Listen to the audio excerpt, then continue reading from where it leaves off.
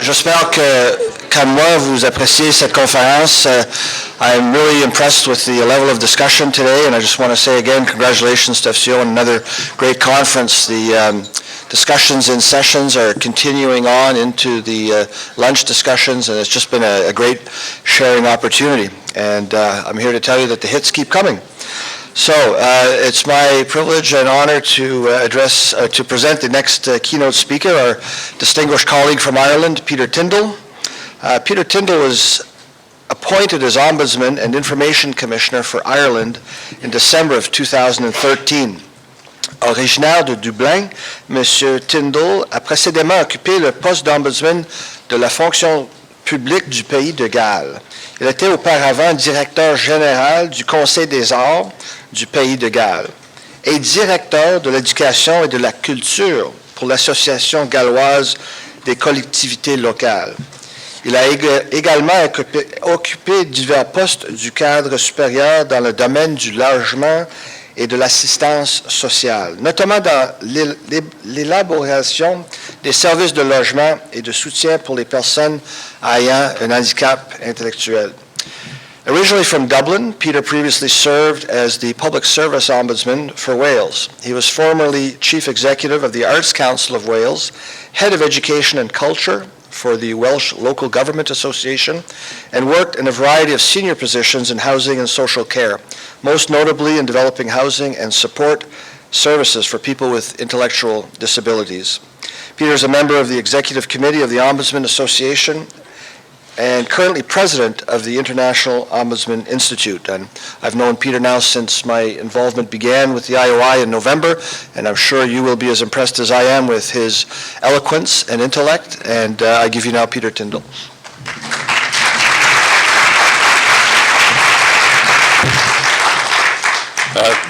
Thank you, Paul. I was just wondering who that was he was talking about.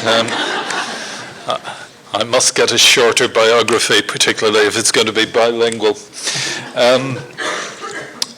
I've been to lots of ombudsman conferences, and in recent times I've had the opportunity to go to ombudsman conferences beyond the environs of the British Isles, or as we call them, these islands, when we're there. I always find there's certain characteristics inevitably in common. I don't think I've ever been to one that didn't have a session on how to deal with difficult complainants, which usually continued long into the night in the bar. Equally, I don't think I've ever come away from one without having learned something new. We're an innovative bunch. We've always got some new slant on how to do things, and working together just gives us an opportunity to short-circuit that piece where we each try to develop the wheel for ourselves. So I'm very pleased to have been here, but I just wanted to reflect. I thought there was a particular characteristic here which I was very pleased to discover. You're a very humorous group of people. You're very warm, particularly Howard. You're a very warm group of people, and it's been a pleasure and a privilege to be here with you. I also have to say that I've come away very impressed with the quality of the work that's evidenced in the various keynote sessions and in the workshops. I follow here in the recent footsteps of our Taoiseach, the Irish Prime Minister, who was here a couple of weeks ago. And he met with Prime Minister Trudeau, coincidentally, on May the 4th, as in, may the 4th be with you. And President Trudeau's R2-D2 and C-3PO socks formed the lead item on the Irish news. So we do know a lot about what's going on in Canada. The IOI has also had a long association with Canada. The first international conference took place in Edmonton in 1970, which is even before my time as an ombudsman. And the IOI was then incorporated under Canadian law and hosted here for many years. And recently as well, just as one of the issues that I will come to talking about it, the IOI has continued to be engaged because I was lucky enough to serve on the board with Howard and now with Paul. So I think it's Canada has more than pulled its weight in the international ombudsman community, and we're grateful to you for that. I was very aware when I started work as an ombudsman of the very high profile adopted by some Canadian ombudsman offices. The own motion work of the Ontario Ombudsman had an international reputation, as you know, and sharpening your teeth was well known outside Canada. I was also aware of the work of Fiona Crean in Toronto and Howard's work as federal correctional investigator, and Howard was of particular assistance to me when I was seeking a jurisdiction over prisons because there was no independent complaints mechanisms for prisons in Ireland, and Howard came over and allayed the fears of many in the sector. I also served with Peter Hourihan until his recent retirement. Given my admiration for the work of Canadian offices, I was very pleased to be given the opportunity to participate in your conference, and also to encourage more of you to join the IOI family. I think if you speak to your colleagues who've been actively engaged, they will tell you that the kind of benefits you get from being part of this community in Canada equally flow from being aware of the work of colleagues working in very different environments elsewhere. But I would also say to you that those of us for whom the routine kinds of complaints form much of our daily work have a lot to offer by way of solidarity to colleagues in situations where they suffer a much more difficult time dealing with real human rights challenges, operating in situations like in the Ukraine, where trying to be an ombudsman in a war zone is a very different experience to what we deal with day to day.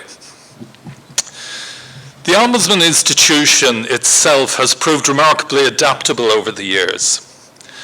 Some people see a risk of dilution in the expanding roles, but I prefer to see the growth in activity as evidence of the trust in our ability to hold public services to account and our adaptability in taking on roles that are complementary to our core business. The classical ombudsman model with which we are most familiar in the English and French-speaking world developed following the directions set by Denmark, whose office dates to 1955. We look to Sweden as the home for our ombudsman concept, and it is, but the kind of ombudsman model we have now focusing on maladministration is actually the Danish one. The Swedish model has much more of a supervisory role and has always, for instance, supervised the courts, which is not something, and I don't mean dealing with complaints, but actually looking at the performance of the judiciary, for example. I know that were I to attempt to look at the performance of the judiciary in Ireland, I probably would experience a little pushback. The model as we know it is an alternative to the courts, independent, objective and free, and we see it as the final stage in the formal complaint process, short of access to the courts. We've taken on new powers and competences as we've spread around the globe, but the core values of independence, objectivity and fairness remain as relevant today as they were more than 200 years ago. The changing face of our societies and our governance have enabled Ombudsman offices to take advantage of new opportunities and to address new challenges. The role of the IOI in supporting the transfer of best practice and innovation is particularly important, but also the roles of assisting offices to resist challenges and to ensure that the core values and principles underlying the Ombudsman concept are not undermined. I'll refer to the challenges posed by the upsurge in populism and by privatization in public services. Those are some of the more recent challenges that offices have been facing.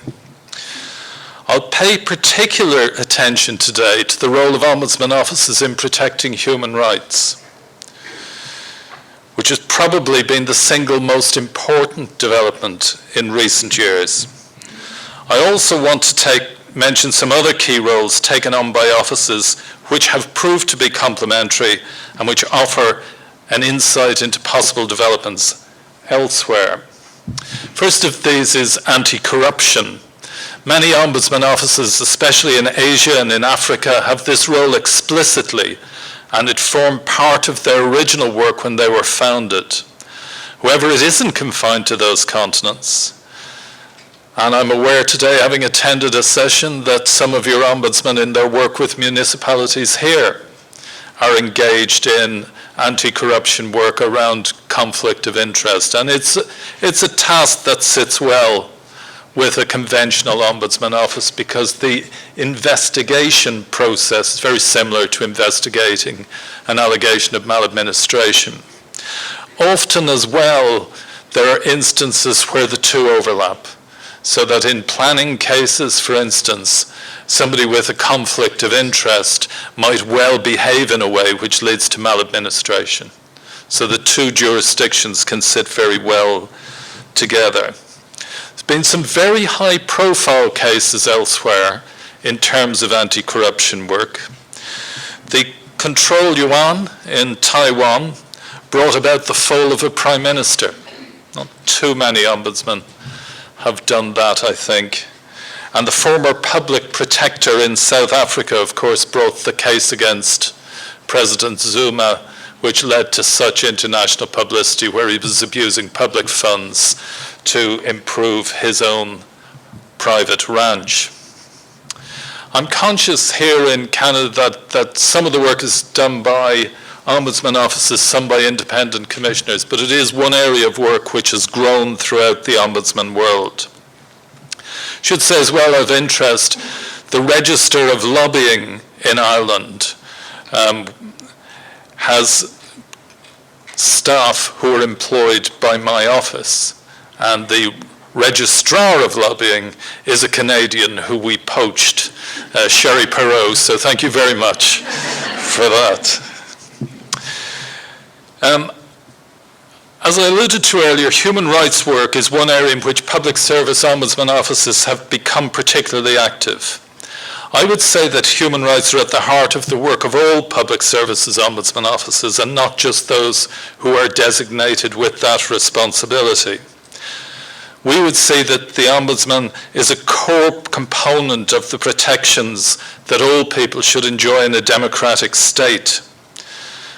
Whereas some bodies are formally designated as the National Human Rights Institution, others, such as my own in Ireland, work alongside a separate NHRI. However, my office and others like it have clearly stated that a breach of human rights is always maladministration. This ensures that our offices can play their part in ensuring that human rights are respected. The IOI has supported this position, not least by providing funding for the Northern Ireland Ombudsman's Office, who work jointly with the Northern Ireland Human Rights Commission in the development of a toolkit for use in considering complaints. This approach ensures that staff in our offices are alert to the possibility that the actions of a public service provider may have breached a complainant's human rights, and the offices can take that into account in reaching their conclusions on the complaint. The toolkit includes an excellent manual And there is also a training package that goes with it, and I can commend it to all of you working as public services ombudsman in Canada. I hope you pick it up. It's a useful, fresh perspective on complaints. When the IOI was founded, one of the individuals involved in it did see public services ombudsman as having a role within human rights, but at that time, none of the founding members were formally constituted as human rights institutions. Now in 2017, the majority of members of the IOI are human rights institutions. Why? Two things happened. First of all, when new bodies were set up in Africa, in Latin America, in Central and Eastern Europe, in those emerging democracies and countries returning to democracy after totalitarianism, there was a strong trend towards combining the national human rights function with the Ombudsman's office.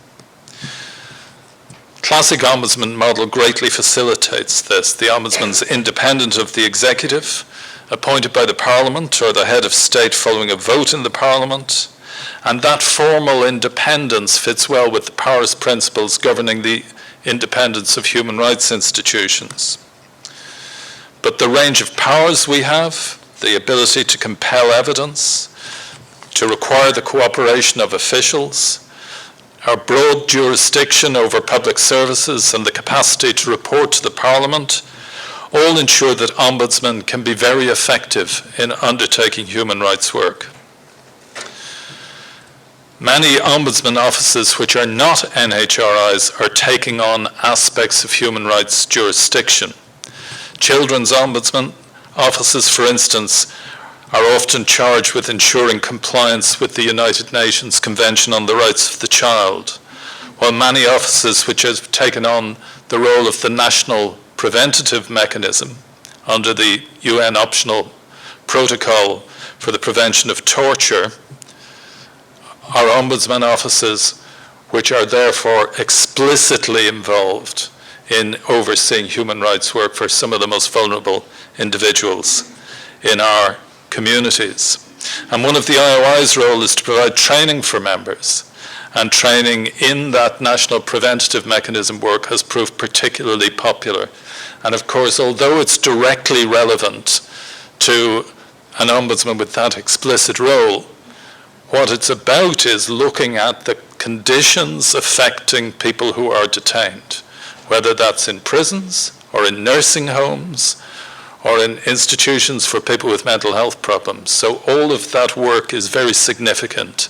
I think all of us have jurisdictions in the public sector leading into some of those fields, and we need to be very conscious of the importance of our role in ensuring that the individuals concerned who are not really in a position to defend their own rights can rely upon us to do that work for them. We do it in the traditional way we do things. In our classical mode, we investigate individual complaints. We're looking to put the person back in the position they would have been in if they hadn't suffered an injustice as a consequence of maladministration. We're looking to see and determining if there is maladministration, where there may have been a breach of human rights. But then we go on, which makes us different, to see if there are systemic issues, which may mean that the injustice suffered by one person may well have been suffered by others, or could affect others in the future. I had just, stepping aside from that for a moment, we're coming into exam season in Ireland. Same here, people finishing school, about to do exams.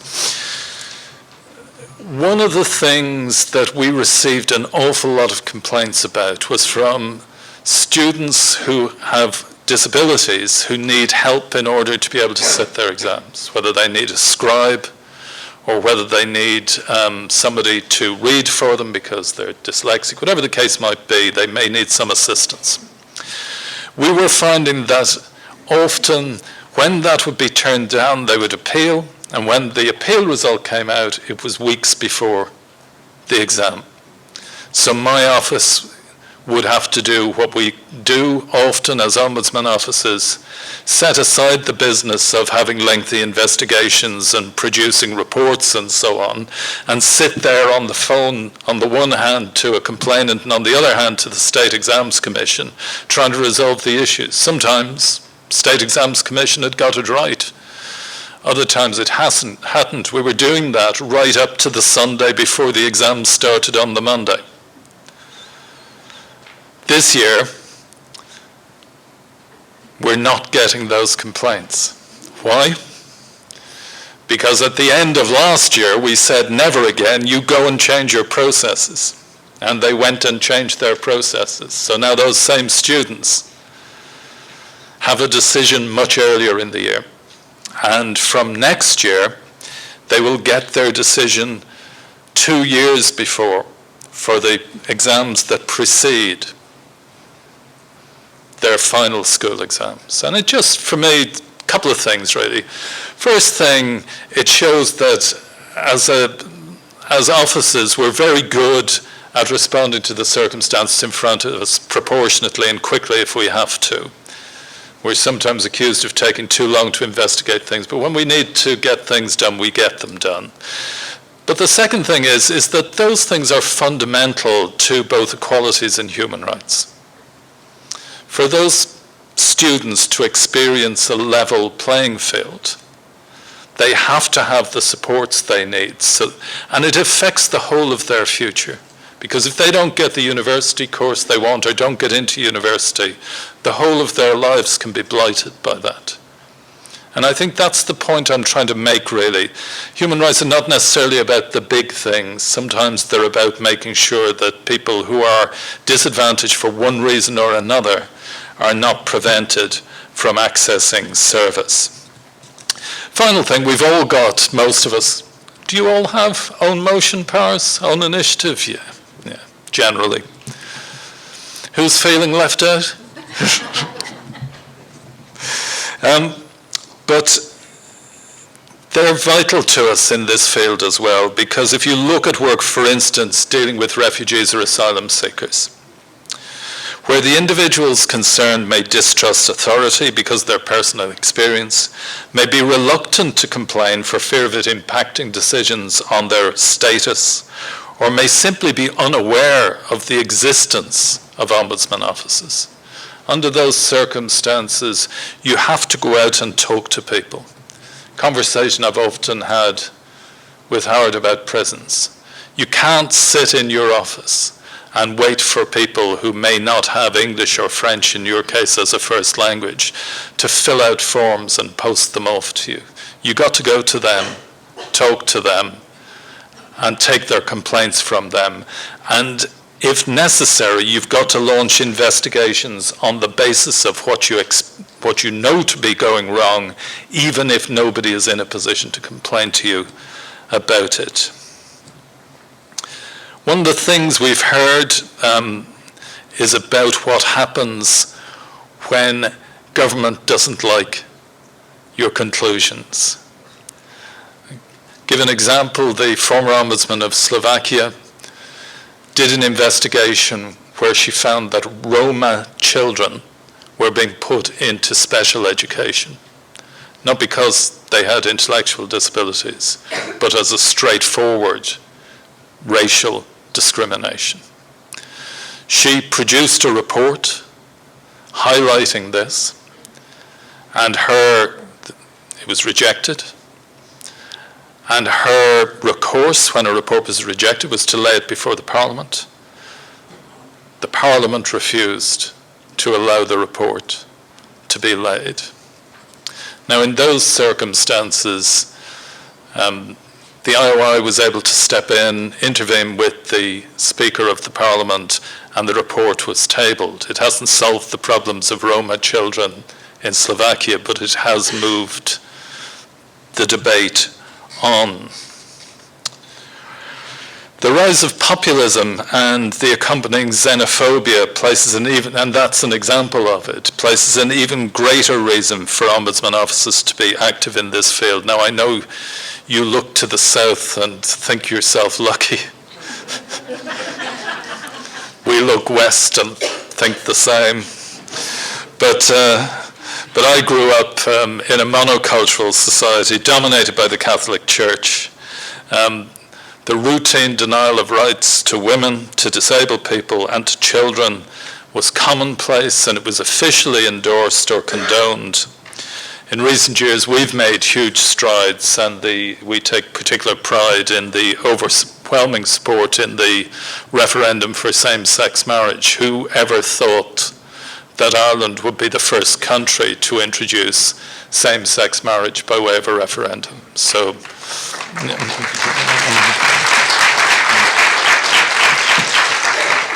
I just as an aside, I sit on the Referendum Commission in Ireland, which is charged with giving impartial advice to people in terms of what the implications of a vote either way would be, and having to give impartial advice on some of these topics doesn't come easily to me.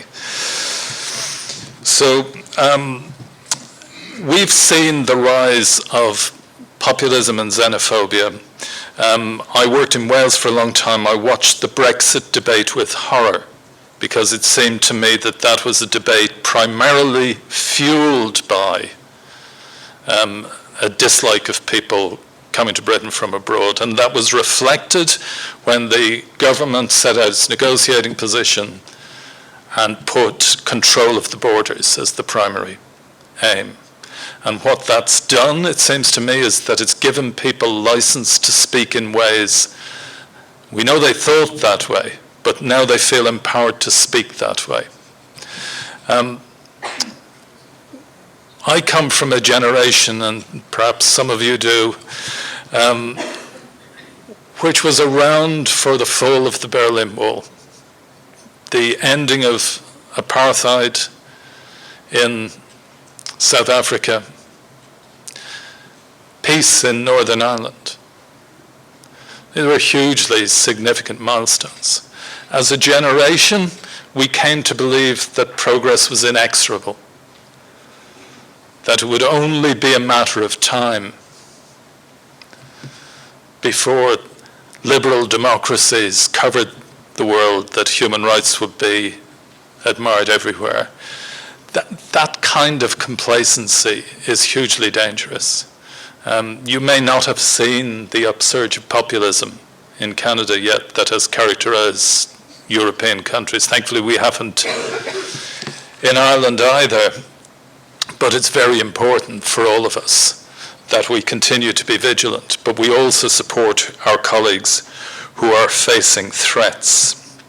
If I just give the example briefly of the Polish Ombudsman, Adam Bodnar. Adam Bodnar appointed a deputy to be responsible. He's both the human rights body, the Ombudsman, and the equalities body. He appointed a deputy to be responsible for LGBT rights. The government's response was immediately to slash his budget. There's various ways you can damage an ombudsman's office. Some of them are straightforward, taking powers away and so on. But cutting a budget is a very effective way of doing it. The IOI in that instance, the first time, developed a commission of inquiry. We went to Poland. We interviewed government ministers, heads of the judiciary, NGOs, and other key international bodies. We produced a report which received extensive publicity across the media in Poland. And the attacks on his budget stopped. Now, I don't think that's the end of his problems. He's working in a very difficult set of circumstances. And nor do I think the IOI was the sole agent acting on his behalf. We, for instance, engaged very actively with the diplomatic community in Poland. But it does show that the things we take for granted, because that office was very well established and very well admired, things we take for granted can be taken away from us very quickly indeed. Now, we'll be here all day if I read all of this out, so I'm going to skip some bits of it. I want to say a little bit about privatization, because I'm conscious that it was a burning issue at one stage here in Canada. I don't know how much of an issue it still is. I was very conscious of Hydro One and the issues in Ontario when that was privatized. Many offices, public service offices around the world, have seen their jurisdiction greatly reduced as public services are privatized. Utilities, railways, transport, all kinds of things. Some countries, and Canada's one of them, had quite high levels of investment in public services directly provided or provided on behalf of the state. The reduction of investment in that has serious impacts on the work of the Ombudsman. Just a point I wanted to make. The IOI has a policy on this, and you might want to be conscious of it. There's no reason when a public service is provided by a private body that the public service ombudsman, not public sector ombudsman, we're public service ombudsman, shouldn't continue to have jurisdiction. And I think it's really important we try and push that point. And this is not just an issue affecting yourselves, huge problems in the UK. There's a plethora of ombudsmen were set up, some of them properly independent, some of them governed by statute. But for the consumers seeking redress, it became more and more difficult to find. And so the principle should be that complexity in service delivery should actually be accompanied by simplicity in obtaining redress. No reason why the public service ombudsman can't continue to provide redress, for instance, for users of water services, which we've seen privatized in some countries. There has been some pushback, which would be interesting to you in the UK and now in Ireland. The biggest privatization of all, which was a silent one, was the privatization of social care, especially for older people. When it used to be provided primarily by the state, gradually private sector nursing homes and social care homes took it on. When that happened, those services for a very vulnerable group went out of the jurisdiction of public services ombudsman offices. Both in the UK and in Ireland, those services have now come back into the ombudsman's jurisdiction, and wholly private services like those nursing homes, because in Ireland they don't get a state subvention. The individual might get a state subvention towards the fees, but there's no contractual relationship between the state and the nursing home, but they are nonetheless in my jurisdiction. And I think it's important to say these things are not inevitable. You might get slippage on jurisdiction, but you need to keep fighting back, because in time a different administration or a different set of circumstances or a scandal, as was the case in Ireland, can lead to a reversal of policy.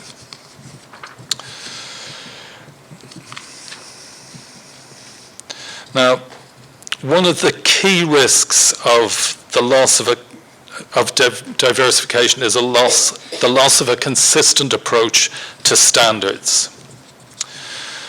The IOI is now working on producing a set of standards for public service ombudsman offices, which can be introduced, hopefully, worldwide. And Paul will be able to actively engage with you in doing that.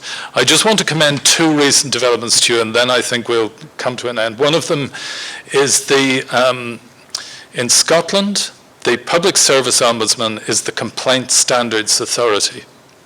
That means every public body has to use a standard approach to managing complaints. The same timescales, data is collected consistently.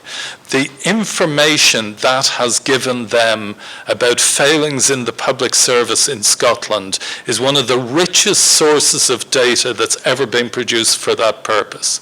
If you know that in Aberdeenshire or wherever it might be, that their level of complaints about public housing, for example, is 40% higher than the next highest case, then you know where you can focus your resources on securing improvement. And in South Korea, by the way, if there ever was a job that I wouldn't put on your career path, it would be, should they create one, Ombudsman of North Korea. But in South Korea, they're very innovative, and they have a single complaint handling system that covers the whole public service. So if somebody gets something wrong in one of their municipalities, if it's not dealt with properly, the Ombudsman can simply access the case. No need for the person to re-complain. So there's a lot of innovation out there. I can commend it all to you. I'll just finish off by saying one or two things about the IOI before we sign the Memorandum of Understanding with you. The IOI has its secretariat based in Vienna. It's paid for by the Austrian government.